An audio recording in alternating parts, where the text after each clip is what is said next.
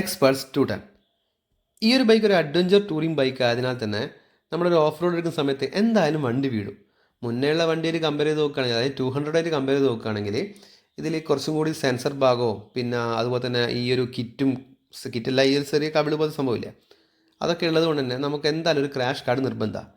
അപ്പോൾ അങ്ങനെയാണ് ഞാൻ ലെജൻഡറി എന്നുള്ളൊരു ബ്രാൻഡിൻ്റെ അത് ഓർഡർ ചെയ്തത്. ഏകദേശം ഒരു 3 ദിവസം കൊണ്ട് തന്നെ എനിക്കിത് വീട്ടിലെത്തിയിട്ടുണ്ടായിരുന്നു.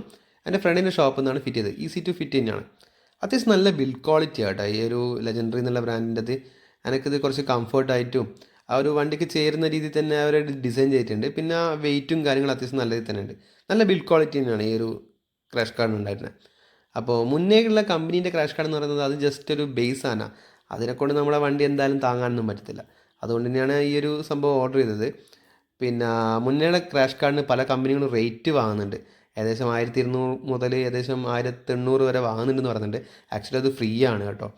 പിന്നെ നിങ്ങൾക്ക് ആർക്കെങ്കിലും ഈ ഒരു ലെജൻഡറീൻ്റെ ഓർഡർ ചെയ്യണമെന്നുണ്ടെങ്കിൽ ഞാൻ ലിങ്ക് താഴെ കൊടുക്കുന്നുണ്ട്.